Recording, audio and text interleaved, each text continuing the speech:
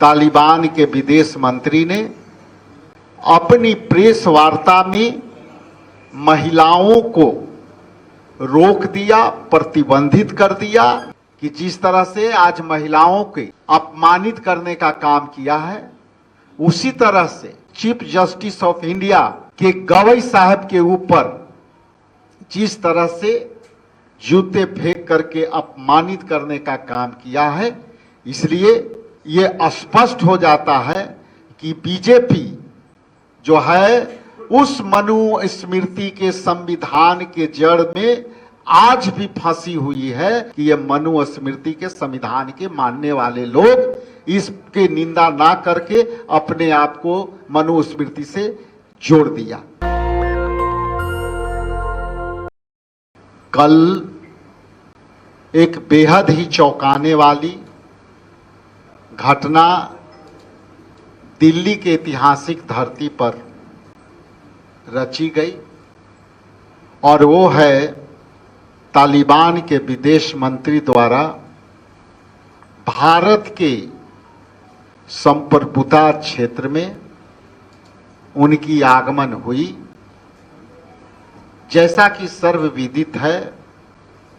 हम वसुधैव कुटुंबकम के विचारधारा से जुड़े हुए भारतवर्ष के अनुयायी हैं, यहाँ के नागरिक हैं। हमारा लिए देश सर्वोपरि है और देश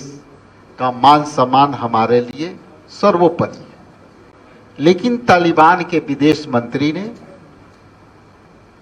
जो स्वयं को एक भारत के आगमन पर उन्होंने एक प्रेस वार्ता बुलाई।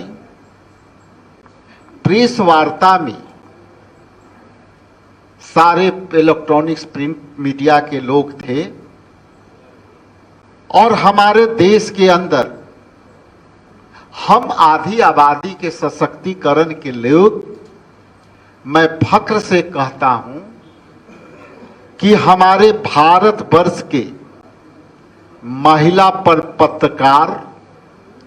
महिला reporter, print media, electronics media, media house, Noida के तमाम उस इलेक्ट्रॉनिक्स मीडिया में जिस तरह से महिला पत्रकार, महिला के वर्चस्व के लड़ाई में भारत में महिलाओं ने जितनी ऊंचाई पत्रकारिता के क्षेत्र में की और इन्होंने महिलाओं ने पूरे देश में एक परचम लहराया। और खास करके मैं एक कोट कर दूं कि बिहार के पत्रकारिता, खास करके बिहार के महिला पत्रकार दिल्ली में जो अपनी अस्तित्व बनाई है, आज उसी अस्तित्व को तालिबान के विदेश मंत्री ने अपनी प्रेस वार्ता में महिलाओं को रोक दिया, प्रतिबंधित कर दिया, नो एंट्री कर दिया। इसलिए बिहार प्रदेश कांग्रेस कमेटी इसकी घोर निंदा करती है। लेकिन हमारा देश, हम अपनी संप्रभुता, अपनी सीमा के अंदर हम संविधान में के आधार पर हम सबको समानता के अधिकार के नज़र से देखते हैं। इसी नज़र से सम्मानित राहुल गांधी जी, मल्लिकार्जुन खड़गे साहब, केसी वेणुगोपाल ने भी निंदा की है कि हमारे के यहाँ ये उनके सीमा क्षेत्र में क्या होता है। उनके सीमा क्षेत्र में खास करके तालिबान में जो है पढ़ने की आज़ादी महिलाओं की नहीं है, खुले पर्दे के बगैर घूमने की आज़ादी नहीं है। लेकिन मेरी देश में आकर महिलाओं को अपमान करना ये निंदनीय है। साथ ही साथ मैं ये स्पष्ट कर दूं कि यही योगी आदित्यनाथ ने अपने विधानसभा के वक्तव्य में किसी माननीय सदस्य को टिप्पणी करते हुए ये जिक्र किया था कि यह विधानसभा या यह देश तालिबान नहीं है, तो मैं सीधा सवाल केंद्रीय मंत्री, प्रधानमंत्री, गृह मंत्री और बिहार के जो हमारे लीडर्स हैं,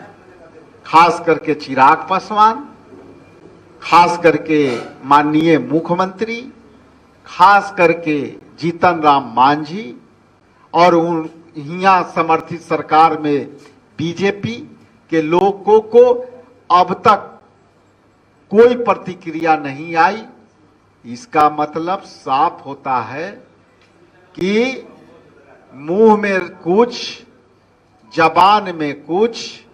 निर्णय लेंगे कुछ। इसलिए मैं उस बात को भी स्मरण कराना चाहता हूं कि जिस तरह से आज महिलाओं के अपमानित करने का काम किया है, उसी तरह से चीफ जस्टिस ऑफ इंडिया के गवई साहब के ऊपर जिस तरह से जूते फेंक करके अपमानित करने का काम किया है, इसलिए ये स्पष्ट हो जाता है कि बीजेपी